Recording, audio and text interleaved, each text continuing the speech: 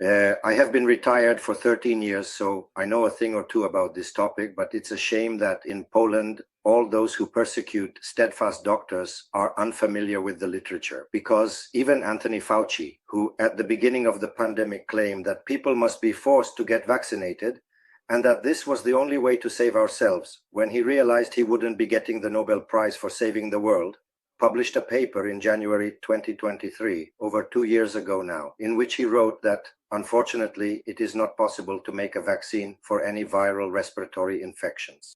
I want to repeat that once again. No vaccines will work against respiratory tract infections.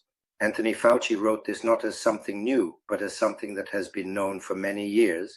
Why? Why is that?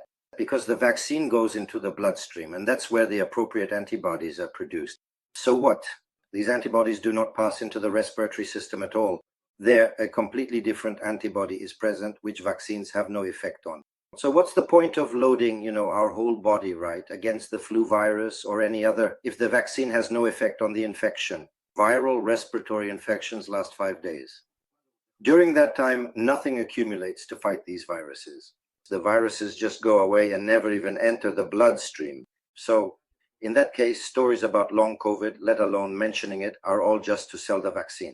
And it's not like I just made this up out of nowhere. It's been known for, let's say, 60 years that flu vaccines are purely just marketing, nothing else, because people falsely remember that there was once a great Spanish flu epidemic in 1918, 1919 in the 20th century, and a few other flu pandemics that supposedly killed millions.